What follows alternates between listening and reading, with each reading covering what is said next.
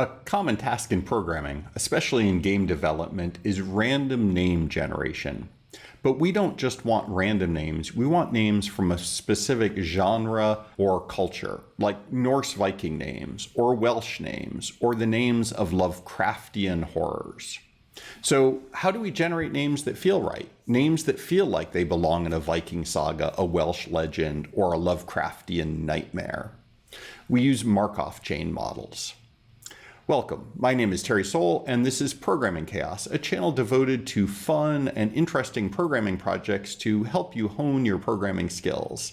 And today we're going to be using Markov chain models to generate names that have a particular feel to them. So Markov chain models are fairly simple and reasonably simple to program statistical models, and the basic idea is they predict likely next characters based on the preceding n characters, where n is what's known as the order of a Markov chain. In order to do this project, we really need to do two things. We need to build up the statistical models, the Markov models, from an existing database of names, and then we need the code that generates the random names from that model. And the idea behind the Markov statistical model is fairly simple. It just goes through the database of names and looks for the frequency distribution of the next character based on the preceding n characters, and uses that to generate future characters. So let's take a look at an example of that. Here I have a very small name database, and this is too small to use in practice, but it's good for an example. And if I pick a particular order, I'll use order 2. So I'm going to look at the two preceding characters and use those to determine the likely next characters. So what I do is begin by picking the first two characters, for example, that I see, which are an MA, and then simply go through the database and look at, well, what are the likely next characters? So I end up with some R's and then a T and another R and another T. And so this becomes my frequency distribution based on having an MA, a 4 in 6 chance that an R follows it and a 2 in 6 chance that a T follows it. And then I simply do the same thing for all other pairs of characters. So for an AR, for example, I might have an L that follows it, or a T, or another L, or down here a V. So that becomes my frequency distribution. And as we'll see, this can be stored either as a frequency distribution, or it's a little simpler, maybe less efficient in terms of memory, but certainly simpler in terms of programming, to literally just store it as an array of characters. And so I go through the database, or the code goes through the database and keeps building up these models. So for an AT, as an example, we might be followed by a T, or we might be followed by an H. For a larger database, you can think of this in terms of histograms. So here's some sample histograms, again, from a larger database of names. The pair MA is usually followed by an R, but sometimes an S or a T, or even an X. It's probably names like Max or Maxwell, but there are a lot of letters that you don't see following MA, at least for the database that I was using, which happened to be English, typically male names. So we don't have a lot of names. In fact, in this database, we didn't have any that were MA followed by a Q, for example. And then we simply do that for all 2-letter pairs if we have an order 2 model. So here's the distribution for AR. It's a little wider. We have more variety. The distribution for RE, the distribution for ER, etc. One of the things you'll notice is we have this special character in here, an asterisk, and that's just used to denote the end of a name. So in our Markov chain model, when we get to an asterisk, we'll say, okay, that's the end of the name that I'm generating. And we're actually going to do the same thing for the beginning of the name. What gets a little bit tricky here is if you think about the first character, we would normally need a separate distribution with no preceding characters, right? If it's the first letter of the name, we might need a unique frequency distribution if nothing precedes it. In terms of coding, that's sort of a special case that we don't want to have to worry about.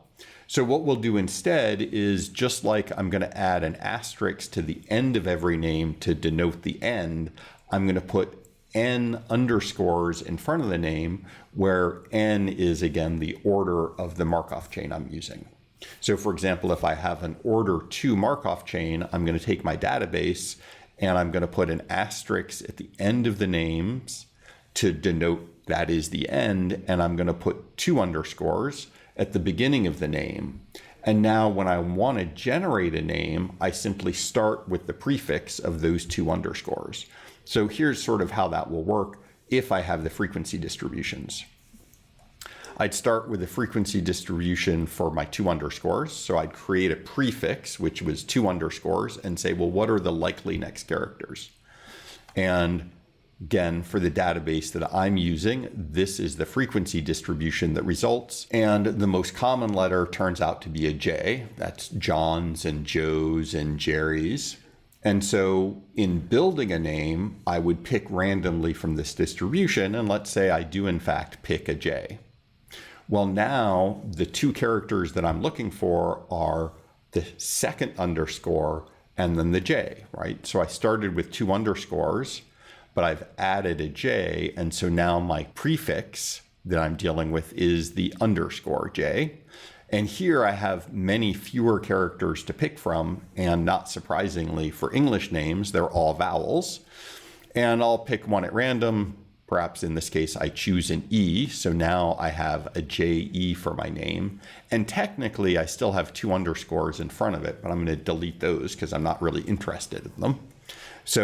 So far, I've generated a JE.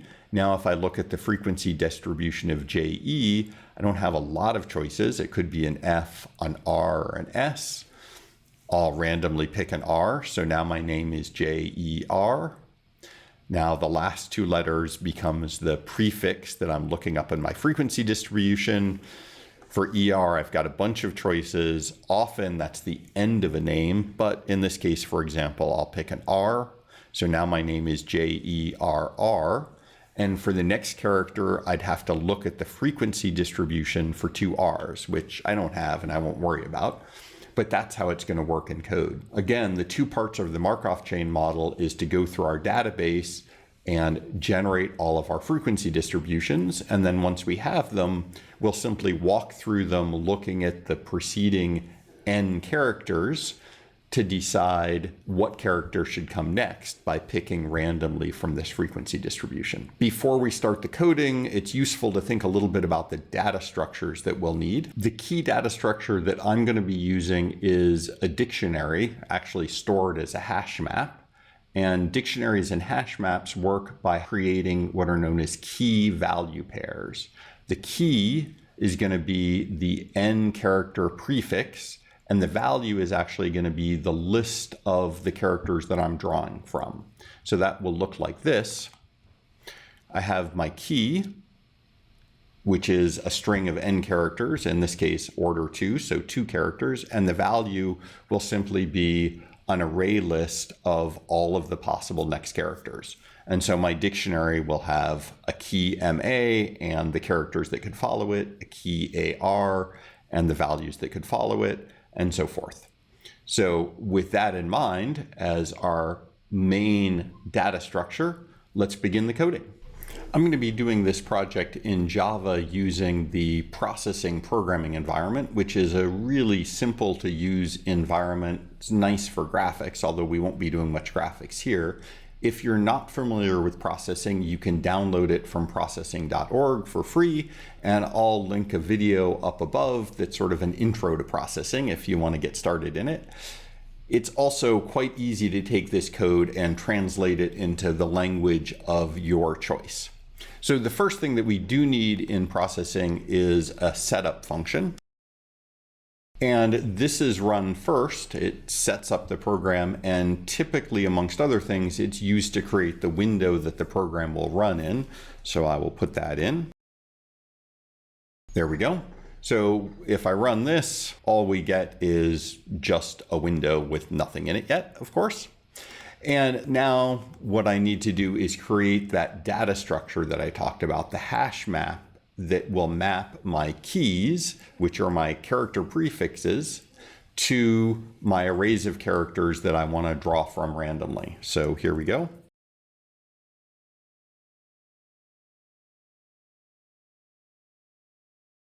So there's my hash map. Again, maps a string to an array list of characters. I'm calling this Markov 1 because, as we'll see, one of the real advantages to this technique is you can build different models very easily from different databases. And so I'm going to, in the end, have a couple of different models that are built from different databases and therefore generate different types of names. The next thing that I need is the order that I'm going to be using. So I'll just start by saying this is going to be an order 2 Markov model, but it'll be easy to change just by changing that variable. Okay, so the first thing we need to do is actually build the model itself. And to build the model, I'm going to pass in the hash map that I want to contain my Markov model. And then I also need to give it a database to work from. And this is just going to be a list of strings, and I'll add it after I have the function build model written. So let's go ahead and work on that function.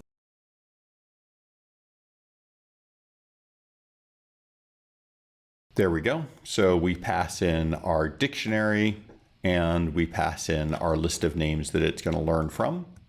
And so now the idea is I simply go through every name in the dictionary and every n characters in that name and add the next character into my array list to build the frequency model. And that'll become a little clearer as we go through the code. So to begin with, I need to go through all of the names in my database that I'm passing in. And typically when we have a set of names, the initial character is capitalized. I'd like to remove that. So let's do that. So toLowercase is a built-in Java function that takes a string and converts it to all lowercase and returns the new string. Because it's returning it, I'm going to store it in a new variable. And then I also need to create that prefix of n underscores. So I could do it like this because I have an order 2 model, so I know that I need 2 underscores, but this is not going to be very robust in terms of the code. If I change the order here, I'll have to change the number of underscores. So it turns out Java has a nice little feature.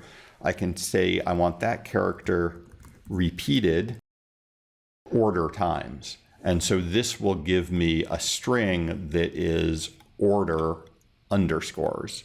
If the language that you're working in, if it doesn't have that, we could just use a little for loop here to put together as many underscores as we needed. And now I'm going to sort of rebuild my name as the prefix plus the name plus an asterisk. And so this gives me those underscores, then the name and all lowercase, and then the asterisk. So now that I have the name in the right format, I simply need to go through it character by character, looking at order characters in a row and adding the next character into my frequency distribution. And again, might be a little clearer once we have the code. So this will go through the name, and then what I need to do is get the prefix, that is the first n characters, at location I. So there's my prefix. Again, the n characters starting at I and going to I plus order. And you'll notice that's why I end at the length minus order. If I didn't, I'd extend past the end of the string right here. Once I have the prefix, then I need to know what the next character is going to be. This will give me the next character, which is the character at I plus the order that I'm using. So for example, if, as in this case, I have order 2, my first 2 characters are going to be 2 underscores because I put those in right up here. And the next character at I plus order is going to be the first character of the name. Now, what I'd like to do is add that next character into my array list of characters, right? That's this part of the hash map. But I can't do that if the key doesn't exist. So the first thing I have to do is check whether or not the key exists. And if it doesn't, I'm going to add it into my hash map. And that looks like this. If my hash map, my Markov model, does not, notice the not, contain the key, then I need to put my key into it. There we go. So put the prefix in with a new empty array list of characters, and now I'm guaranteed that that key is present in the hash map, and I can go ahead and add the next character to it. So this gets that array list for me based on the prefix. So if my prefix was underscore underscore, this is going to grab the array list that goes along with underscore underscore, which possibly I just created and is therefore empty, or possibly I created it several names ago and it already has some characters. But either way, it doesn't matter. All I need to do is add the next character to it. There we go. And I think I need to close my for loop of names. So this is actually all it takes to build the model. This builds my hash map for me. And of course, I still have an error message up here because names has not been defined yet. So I need to create my database. And I'm just going to type out a very quick one by hand to begin with. This is not sufficient for generating reasonable names, but it does give us something to work with and that we can look at. Now, if I were to run this, it builds the model, but we don't actually get to see anything yet. It's not generating any names. For sort of debugging purposes and to understand what's going on, it's nice to see what the dictionary looks like. So I'm going to put in a little code to do that. Not key to the overall project, but it's good to know that everything is working right. So here's how that works. I'm going to say for every string k in the key set of my model, so this is all of the keys in the model, and key set is a function. There we go. What I want to do is print the key and the characters, the array list of characters that follow it. So first I'll grab the array list. So this gets the array list that is associated with the key string. And then I'm going to print it. And in this case, I'm using print line, which is going to print to processing's console. So I need to open up the console here. I can even make it a little bigger. And if everything worked correctly, what we'll see is the dictionary that I've generated. So let me get this window out of the way. There we go. Here's my dictionary. For 2 underscores, what we have are 3 M's because I had in my database, that all the way out of the way, 3 M's. And then, for example, for 2 T's, the only following character is, it's at the end of the name, so it follows with an asterisk. So if at any point we see 2 T's, we're going to end our name. And because our database is so small, there's not really a lot of places where there's a choice. The big choice comes in once you've picked an M, which you have to choose. Now you have underscore M, and you could either follow that with an I or an A, and A's are twice as likely as I's. So you can see here's the dictionary. We have our keys, and then our value is the string of all of the characters that we saw following it. This, of course, is much too small of a model to build anything interesting. If I were to generate names from this, I'd probably just generate the same 3 names over and over again. But it shows us how the dictionary works. And as you can see, creating it is actually not that complicated. Now that we have our Markov model, I can use it to generate random names. So let's do that next. To generate a name, I'm simply going to call a function that uses a particular Markov model. So let's start by just creating a name, and then I'll say name is equal to generate name using this Markov model. And again, I can create other Markov models from other data sets and end up with other types of names. And of course, I'm getting an error message because I need to write this function. So there we go. It's my generate name. It should return the name when it's done, and it takes as an argument a Markov model. So just to get started, I want to go ahead and put in the name that I'm eventually going to return, although for now I'm just making it empty, and then I'll put in the return so we have the right return type. And of course, I need to fill in the rest of the code here. The first thing that I'm going to need is the prefix that I use to look up the frequency distribution. And again, the prefix is just a string of n characters, where n is my order, and initially the prefix is n underscore. So I'm going to use that same repeat function we saw a minute ago. Scroll up a little bit. So that gives me the prefix that I want to work with. And then I'll also need to know what the next character is going to be, because I want to grab that from the frequency distribution and add it onto the name. And for now, I'll make it just a space, although I'm going to change that here in a minute. So we're going to end up with a do loop. And the stopping condition, as we've already said, is when the next character is an asterisk. So do while the next character is not equal to an asterisk, we'll keep looping and getting character after character. Given our prefix, what we have to do is get the frequency distribution, or really the array list of characters that I'm going to pick from randomly.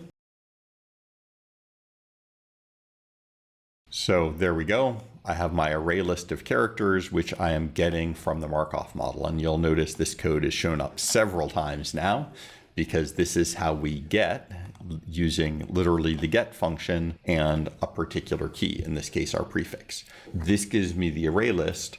One thing I have to be careful of here, there's the possibility that there is no frequency distribution for this particular prefix. So I may have, through random choices, come up with a prefix that doesn't show up in the name database. And so just to make sure that that's not a problem, I'm going to put in a little check here. If the characters are equal to null, that is to say that array list doesn't exist, then I'm simply going to break out of my loop. And I will end up returning whatever name I have so far. And I will always have generated a name. So it's okay just to break out of the loop if it happens to be I've reached this stopping condition. Otherwise, I need to get the next character from this array list. So here we go. My next character, the one that I'm going to tack onto the name, is picked from my array list of characters using, again, a get function by picking randomly. So I have a random number between 0 and the size of the array list. I'll pick a random character, and that becomes my next character. And now I need to do two things. First, as long as the next character is not an asterisk, I can add it onto my name. Right? So I've picked a character, I'm going to add it to the name as long as it's not the end character. If it is the end character, I don't bother to add it, but I do break out of the loop. And then I also have to advance my prefix. So the prefix, the new prefix, is the old prefix starting from 1. So I'm dropping the 0th, the first character, and in its place, I'm adding on the next character. So this should now successfully generate names for me. And what I want to do, instead of generating just one name, let's generate a whole bunch of them so we can see how this works. I'm going to come in here and add a for loop, generate, let's say, 30 names. And then I'm going to write them into my window. So the way this works, the text function writes text into the window. I, of course, want to write whatever name was generated. I'm going to shift it over a little bit into the window, and then I'm going to set a fairly large text size. In fact, let's go ahead and do that. Every new name, I'm going to jump down 32 pixels because my text size is 32, and I need to fill in with black so the names actually show up in black. And now we should be able to run this. And there we go, our random names. And as I said, with a database that is this small, all we're really going to do is just generally recreate the names that already exist. To get something interesting, we need a much bigger set of names. And I'm going to be lazy and just cut and paste those in. So here we go. I'm going to scroll down and replace those names with a much longer list. And of course, it's very easy to go online and find, for example, lists of baby names, male names, female names. You can find names from different centuries and use those as the training set for your Markov model. So now I have a much bigger set of names, and if I run this, I get a much bigger variety of names. In some cases, it is going to recreate names from the database. So for example, Davis, I believe, is in here somewhere, and Joe is probably in there somewhere, but Kostanart is not. Homie, I don't think is, but it generated it on its own. That's kind of fun. Damen, spelled like that, probably not. So these are all pretty reasonable, at least if we're talking about English male names, with a little more variety, because we do want them random. If you didn't want them random, you could just pick from the database itself. We can also adjust this by changing the order. So if we make the order a little longer, so let's switch to an order 3, now we're going to maybe end up with names that look a little more reasonable because it's a longer prefix that's used to determine the next character. It also means that we're more likely to be stuck just creating an existing name. If you don't want any existing names, you can certainly go in and when you generate a name, check it against your database, and if it exists in the database, just loop and regenerate the name. The other thing we can do is look back at our output and see what the database looks like. And so you'll notice that with 3-letter extensions, quite often there's only one character that follows it. So ILE is only ever followed by an S, at least in the database that I am using. And that's part of why you sort of get on track for an existing name. If your first 2 letters of your name are ZA, there's only a couple of things that follow it. But if we scroll through this, you'll see that, depending on the characters, we may have more choices. And somewhere up here, we see things like _JO, which has quite a few things that could follow it. Again, things like John's and Joe's. The 2 key factors in generating a set of names using a Markov model are the database that you're working from and the order that you put in. Longer orders give you names that are more similar to those in the database. Larger databases create more opportunities to get different names. Just to sort of show the details a little more, let's create a second Markov model using a different set of names. So I'm going to take my hash map here and just make a copy of that. And I'm going to call this model 2. And then I'm going to build a second Markov model. So I'm just going to come here and say, let's build a second model using a second set of names. And I'm getting an error message because that second set of names doesn't exist yet. I'll fix that in a minute by pasting some names in. And then when I generate the names, I'm going to go from that second model. So let's scroll down to the end here, new set of names. And in this case, let's put in some Lovecraftian names. There we go. Some of these are real and some of them are made up to sound like Lovecraftian names, but that gives us a database to learn from. And if we run this, there we go. Lots of sort of Lovecraftian names. Some of them get a little long, so one of the things we may want to do is put in an upper limit. It's interesting, if you look at these, you'll notice that they're almost unpronounceable, which is of course part of the point, whereas our other names tended to be much more pronounceable. So this example illustrates really clearly how Markov models do a good job of capturing what was in the initial database. I did say that we might want to put in a length limit, so we could do that here. I'm going to add a new constant, max length, let's say 10.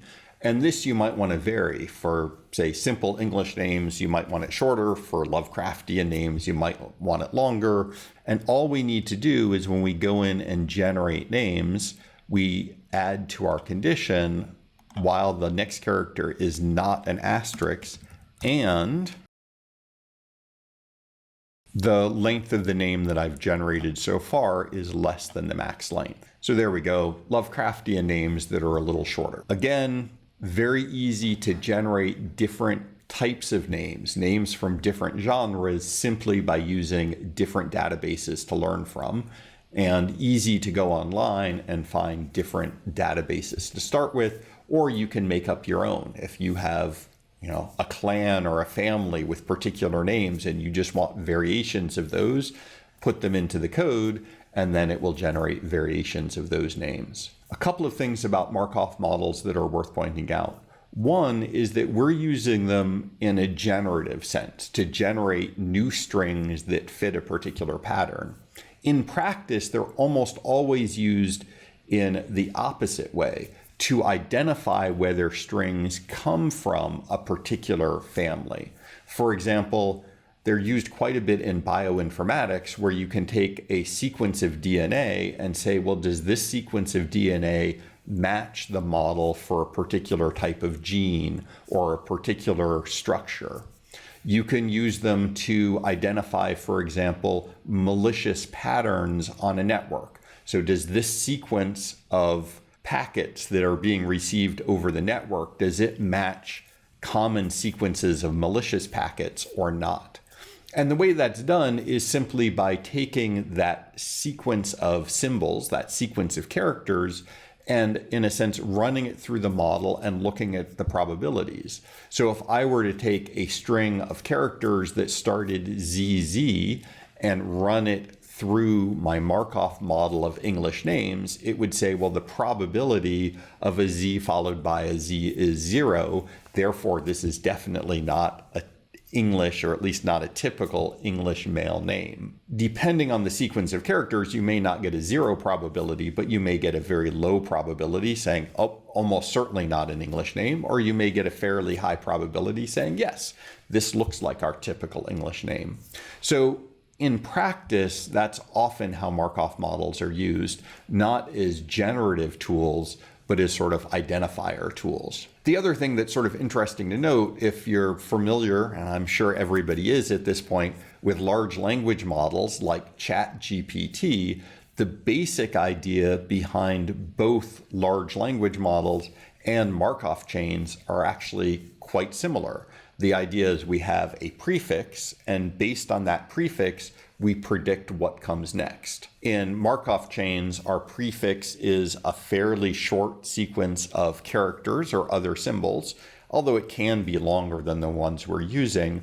The model to do the prediction is simply frequency distributions, and then it predicts the next character or the next symbol. In a large language model like ChatGPT, the input is a sequence of tokens, and you can think of tokens as words, but tokens really are a little more general than that. It includes punctuation marks and sometimes subsets of words. So a word might be divided into 2 or 3 tokens. And of course, the sequence that it's looking at is typically much longer than a Markov model. The input token length for large language models now are the orders of tens of thousands, or even in some case, hundreds of thousands of tokens. So it's a super long prefix. And then the model itself is a very complicated neural network with billions of parameters, and then it predicts what the next token should be. So although they work very differently in detail, and large language models by their name are much bigger, the basic idea is surprisingly similar. From a database, train a model so that given an input sequence, it can predict what the next output sequence is. Hopefully you can see lots of applications for Markov models in your projects, generating names, names of families, if you're doing world building, different types of names in different regions of your world, and so forth. If you have any particularly cool applications, I'd be thrilled to hear about them in the comments. Thank you for watching the video, and happy coding!